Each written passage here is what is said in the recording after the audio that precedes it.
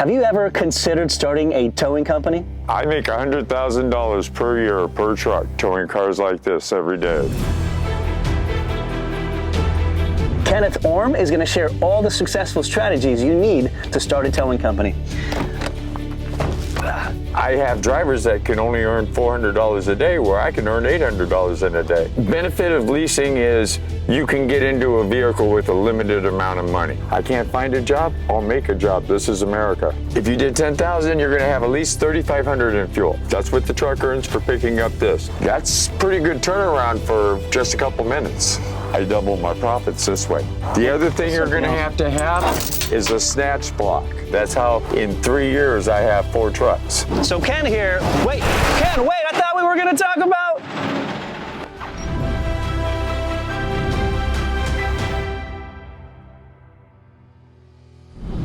Ken, tell us a little bit about yourself and how you got involved in this business. I was a 34-year journeyman machinist, and unfortunately I got cancer 5 years ago. And by the time they got the surgery done, they took out my entire left kidney. And I went back to work and got promptly informed by my company that they were going out of business. Oh man, okay. And is that what led you to? I went looking for a job, and then I walk into everybody's office, and I'm 59 years old. Everybody wanted me in their office, so they found out I was 59. I can't find a job, I'll make a job. This is America. I love it. Well, why don't we walk around your setup? So what do you have here, model, how did you get it? This is a 2013 Ford F650. The bed on this truck is rated at 12,000 pounds. Okay. The wheel lift is rated at 4,000 pounds. The truck is rated at a grand total of 26,000 pounds. So I can put a medium or a heavy duty vehicle on this bed, but I can't tow anything else with it at that point.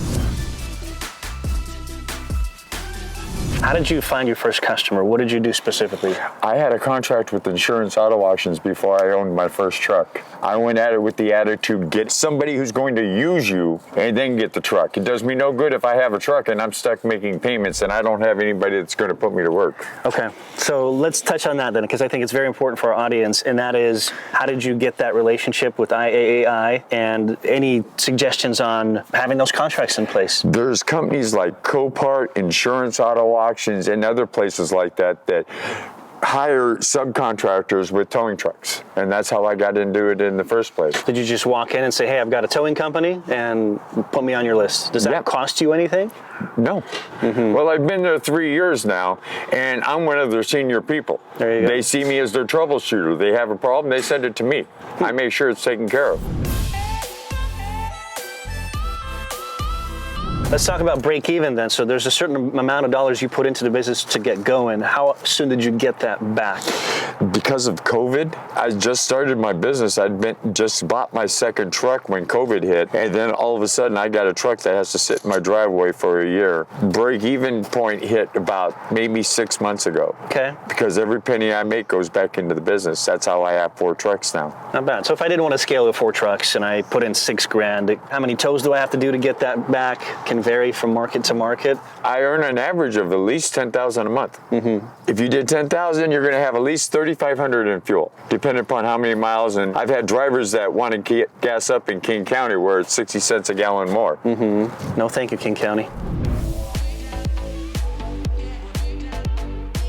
But I would think, like, when you're getting into this business, you have to have a spreadsheet to keep track of your clients or your. I only have one client on the most part right now. That's Insurance Auto Auctions. Well, let's talk about that, because then you mentioned Insurance Auto Auctions as your client versus private. Why are you here versus there, or both? Well, I looked at it when I started the business. If I went at the business with the attitude of people are going to call me, well, I don't have the advertising budget everybody else has.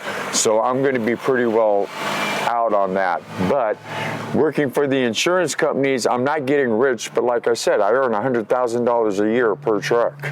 And you get pretty much a consistent flow of business. Yeah, year round. Now, when it rains, it gets busier. When it snowed, oh my God, my phone was ringing off the hook. I had $1,800 days. Gotcha. Yeah, you wish you'd have a button that says duplicate Ken times 10. Let's make it happen. Get all those busted cars. And it's hard to find people that have my work ethic. Yeah. Tell us about all the services that you offer as a company, and what are the most profitable and why? I offer jump start. I don't do gas delivery because you're charging $25 to deliver 1 gallon of fuel. At the price of diesel, I can't make a profit doing that. You'd just be a nice guy, though. Oh, yeah, but...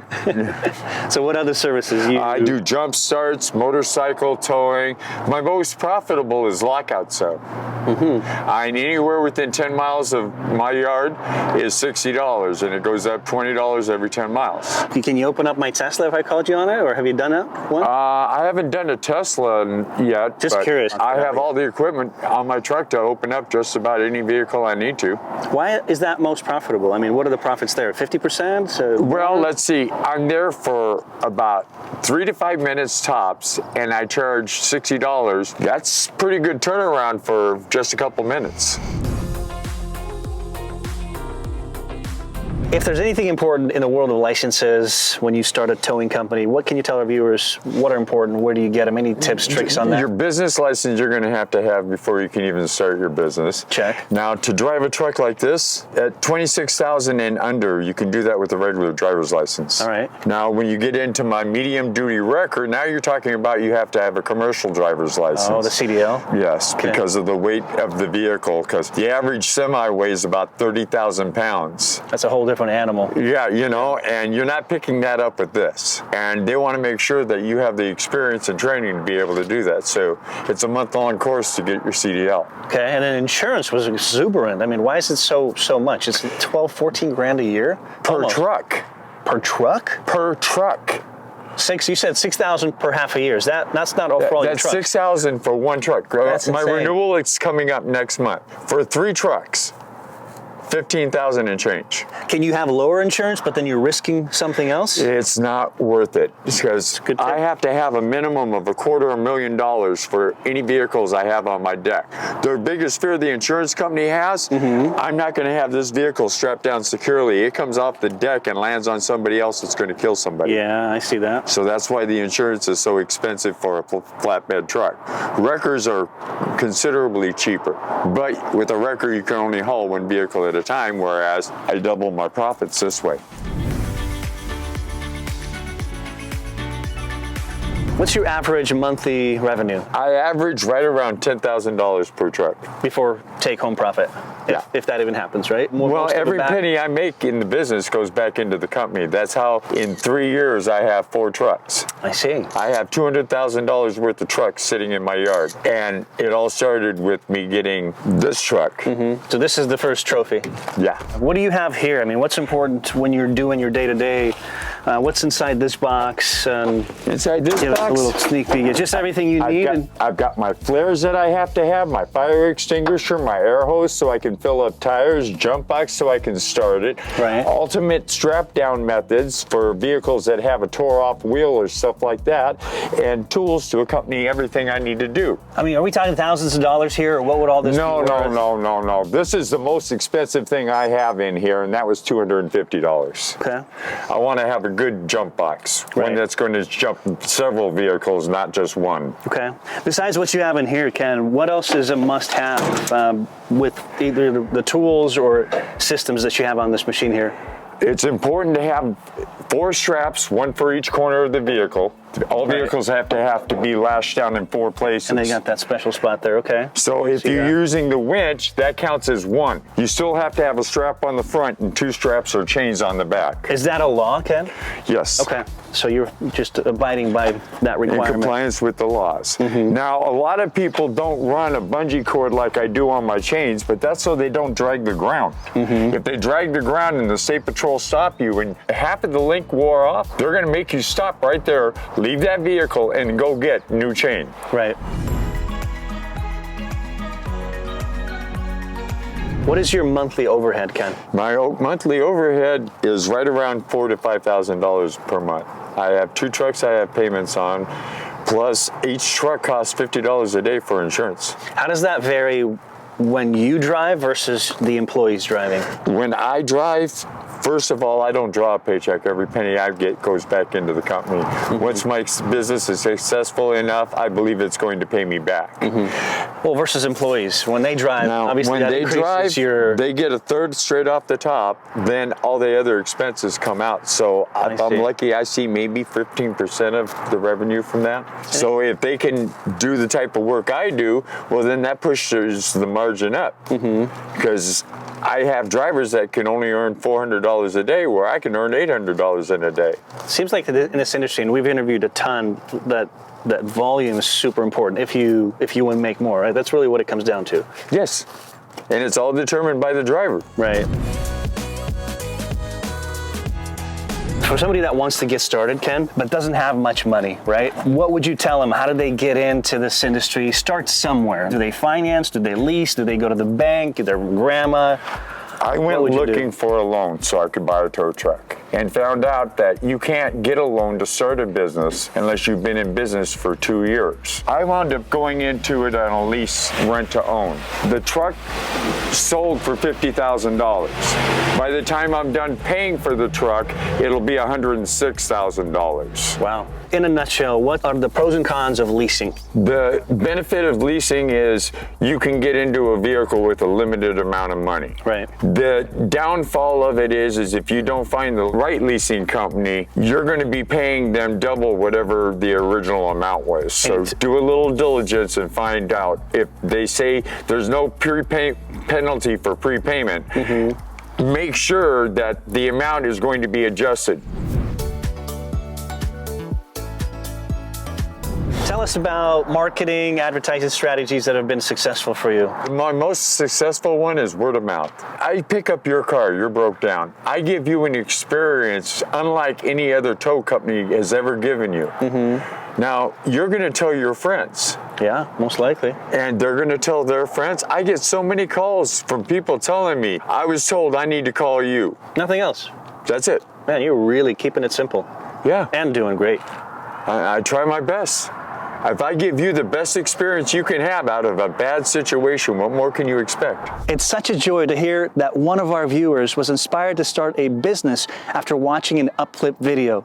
If you're someone who's looking to start a business, we're excited to share how Taylor Brands can help you jumpstart the process. If you don't know where to start, Taylor Brands is an AI-driven one-stop shop for aspiring small business owners. Just answer a few questions on Taylor Brands' website and they will help you generate a logo, create your brand identity, and choose a domain, website, email, and business cards. They even help you get your LLC and trademarks. Once everything is set up, you can order branded merch and share your logo, website, and digital business cards on social media.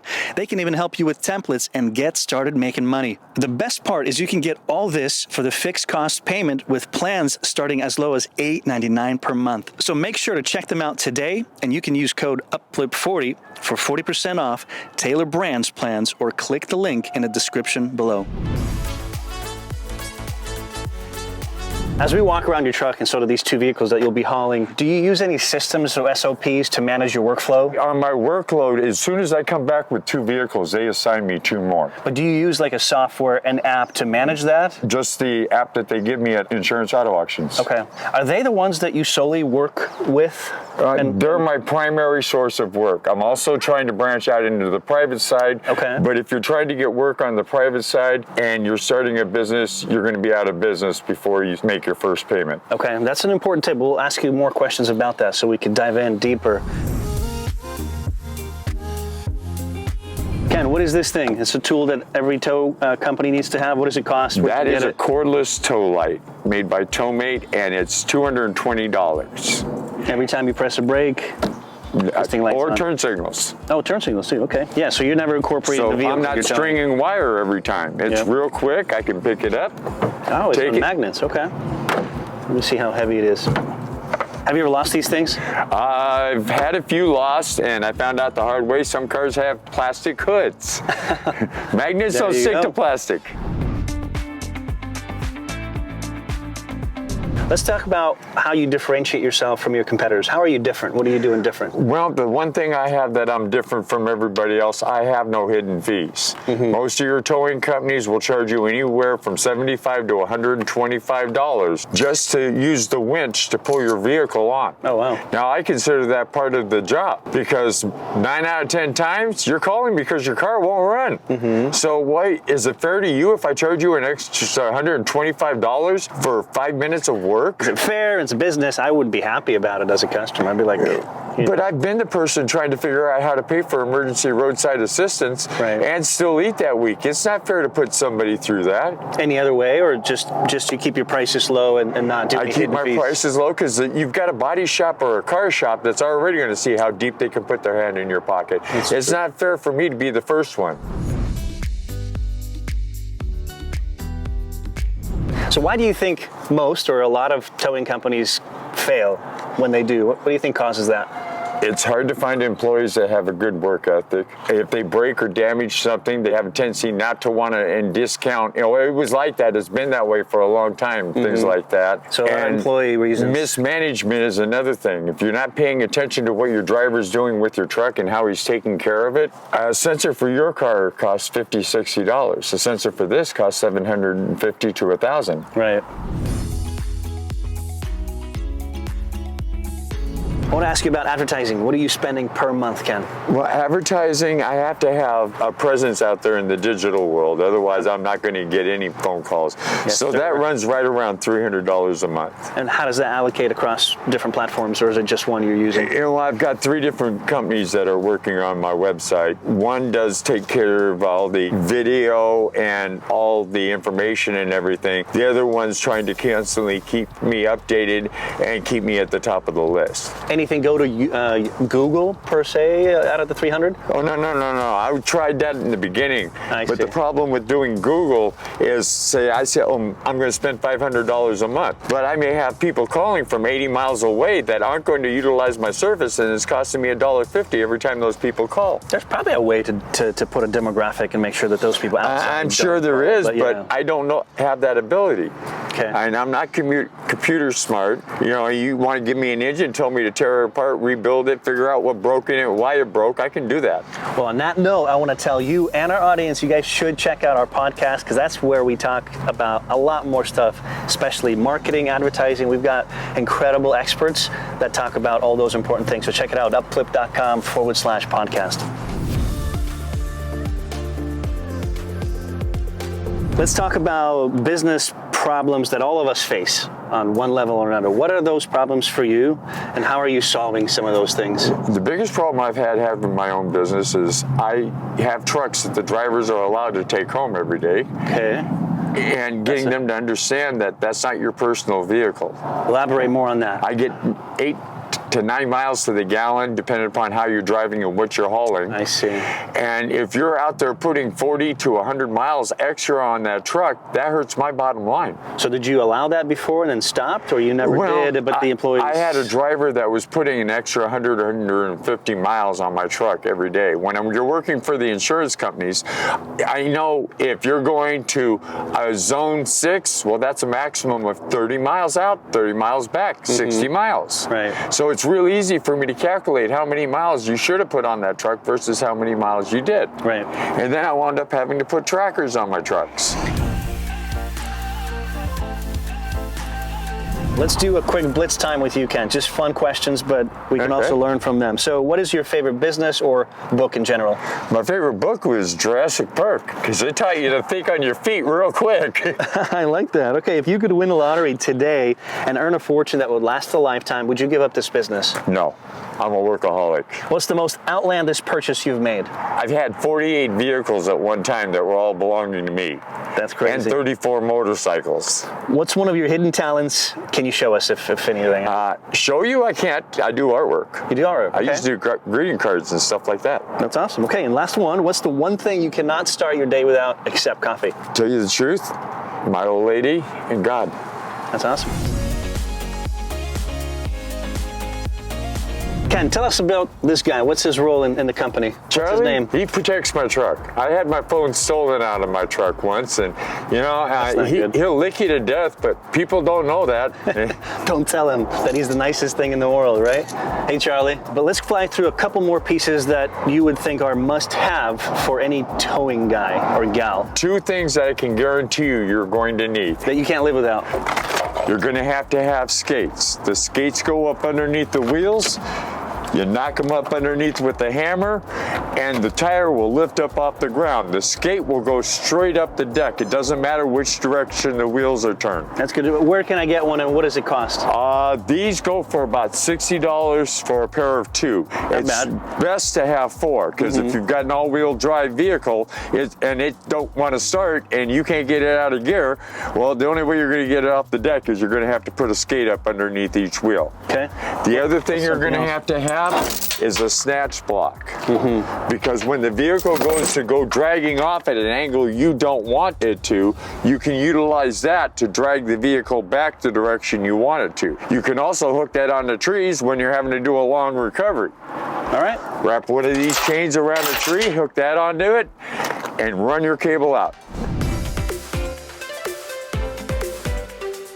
How many hours a week do you work on average? Average, I work 60, 70 hours a week. Wow. I don't get days off. Besides the driving, the picking up cars, do you do anything else throughout for the business? I have 3 trailer parks, 2 apartment complexes that I do impounds from. And I also have emergency roadside assistance, Road America. The insurance company is calling me too. That generates about 10 to 15% of my revenue. Okay, so versus towing and then roadside assistance, towing is about 10%. The rest is auction? All off of insurance auto auctions. Okay, so 90-10. Do you wish that was different today? Well, I'm trying to get deeper into the personal towing and that type, but I don't have the budget everybody else has for advertising. Is that your choice to stay here and you kind of want to keep it at this price, or do you want to grow at some point? Well, I'm not ever going to be like the other towing companies. I'll guarantee you that. Like I said, I've had to figure out how I'm going to pay for emergency roadside assistance. I can't do that to somebody. Ken, what makes an exceptionally great employee for a towing company? Well, you know, when they stay in contact with you and they keep you aware of what's going on with your vehicle, and if they're having any problems, and you tell them that you have the answers. If you have any problem, just tell me what your problem is, and I give you the answer, because my job is to help you. Any advice on finding those employees? And for you, what's it like been for the last month? You're solo. I've hired 3 people in the last month.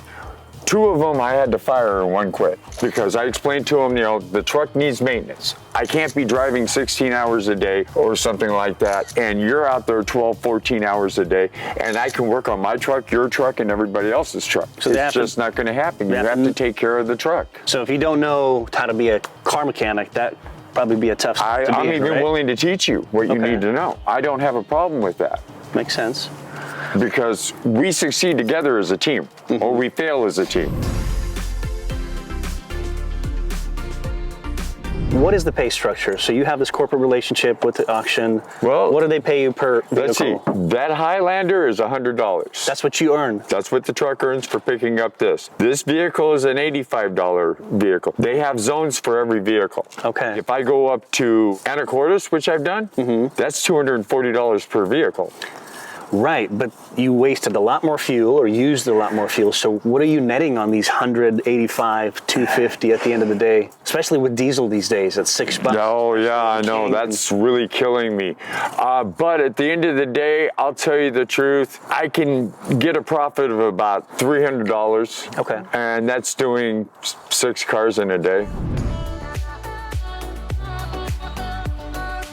And you're a 24/7 business, obviously. So how do you deal with that? I'm sure people are wondering, man, to operate a 24/7 business, how is that on you mentally? Tell us more about that side of things. I get calls all hours of the day and night. I don't get more than a couple hours of sleep at a time. Wow. That's your choice. Yeah, that's a choice I've made because if I want to be profitable, I have to answer the phone because there's a lot of people that don't answer the phone and they advertise their 24/7. Man, but that can't be, I can't imagine that be sustainable for too long. So what are you doing to stay sane? I'm trying to hire drivers so they can lighten the load so I can have more free time. So when I've been up a long day, because there's days that I get a call at 11:30 at night. I go to bed at 9. Yeah. So I've gotten 2.5 hours of sleep if I'm lucky. I get back from doing that call. I get back at 2 o'clock in the morning. At 3:30 in the morning, I get another call. And by the time I get back from that one, it's time to go do my day job. Was there ever a point when you felt like giving up in this business? Can you describe that to our audience and how you overcome it? 6 months into the business, I was ready to go back to being a journeyman machinist. I made $120,000 a year as a journeyman machinist, and I got to see most of that money, whereas with this, all my money goes back in the business. So at which point did you just overcome that hill and kept persevering? I have a goal to where eventually this is going to be my retirement.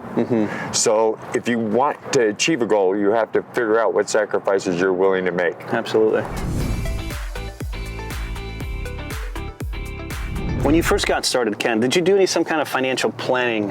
Did you go to some professional, paid them money? What did that process look like? I couldn't afford to do that. I mean, I was down to, I didn't have a job, I need to find a job, and I'm going to have to make a job. So it was all flying by the seat of my pants.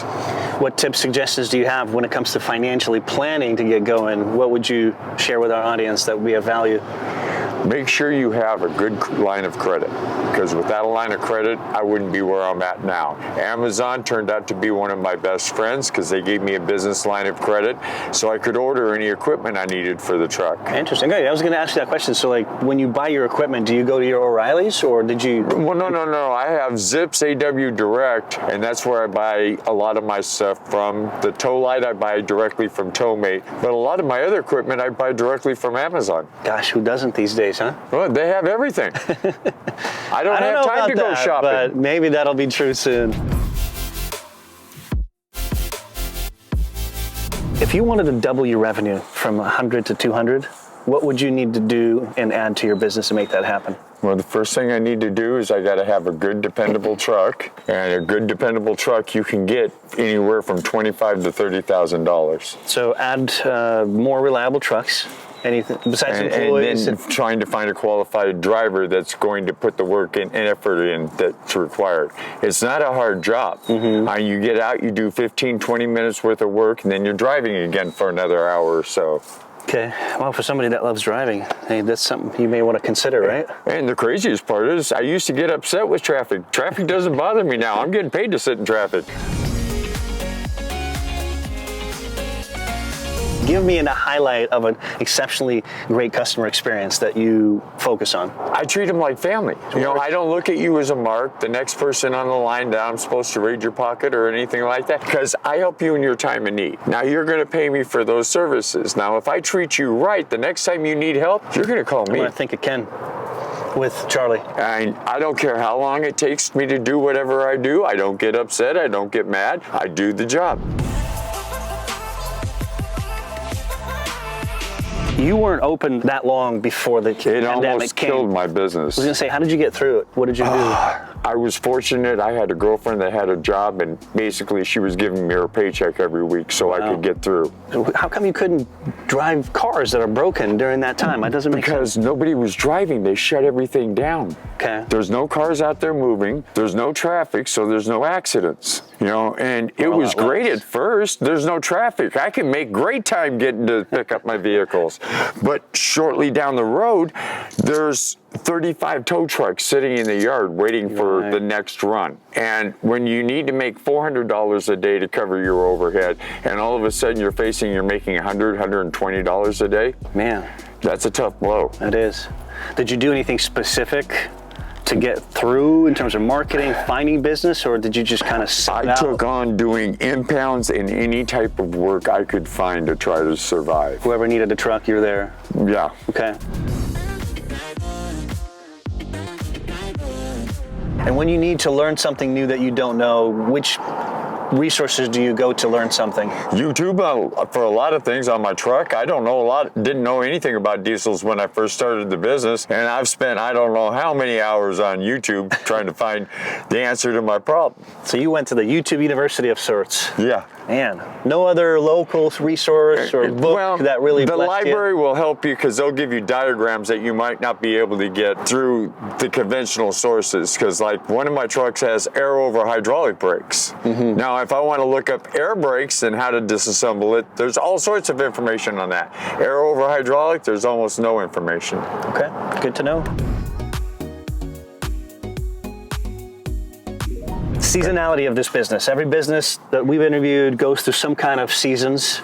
Is that the case for a towing industry? In the grand scheme of things, the summer would be possibly the slowest season. Summer, more people drive though. Oh yeah, more people drive, and you would think because more people are drinking while they're driving that there would be more. Only when they're thirsty. But it seems like 3 raindrops fall from the sky. The people in the state don't know how to drive, just from my perspective. That's true. And then when the snow season hits, I can work 22-hour days if the law would allow me to do that, but I'm not. I'm limited by 12 hours a day, and then I have to have 10 hours a day downtime. So it's on average, it sounds like it's there's no high low once you put everything together. And I only travel 250, 300 miles in a day, and I can make up to $800 in that one day. The overhead on the truck is roughly $400 a day, so anything above that 400 is profit. Not a high mark to reach if you're doing 6, 7 runs. The hard part for me is because the driver gets a third off the top, and then everything else comes out of the 2/3 that's left. Right. So at times I'm only seeing 15%, but when the driver knows better how he's to do the job and gets up to the pace I'm at, well, then I'm seeing a 30-40% return. Anything else you want to mention in terms of operating and managing your website, just all that side? You use a third party, but just want to see if there's anything else. I work so many hours a day, I don't have time to deal with managing my website and everything else. That makes sense. I wish I did have the time to do that, because the first company I hired, they posted, I had all sorts of calls coming in, but the storyline they told about my company was a lie. And I can't have anything in my business that's a lie. Absolutely. You have to have a good reputation. It's all on integrity. Give us a quick understanding on how you chose your service area, or how that works. Well, my service area, I'm right by I-5 and 512. So I've got what I consider a prime spot with 2 freeways. And I try to go no more than about 25, 30 miles, because anything beyond that, they're not going to call me. I have had people do that, have me tow the vehicle to a shop right down the street and then ask me if I could give them a ride to their house since I'm going back to Tacoma. Wow. How would you do things differently when you started with what you know now? Anything come to mind? For starters, I bought this truck from Fleet Sales West. I made it 60 miles from there before I had 2 code lights come on. And their attitude was, well, that's not our problem, that's your truck. So what would you do different this time? For those watching too, they don't want to make that mistake. I have a laptop computer, so I can now hook up to the truck to see if there's any issues with the truck. I see. So you're saying before you buy a truck, show up, hook up, and see for yourself? Do they let you do that? If you have your own laptop, yeah, but they won't let you use theirs. Oh, interesting. Okay, well, we appreciate that. Ken, this has been a pleasure. Thank you so much. Not a problem. Don't forget to check out Taylor Brands by clicking the link below, and make sure you use code UpFlip40 for a 40% discount to start your new business in minutes.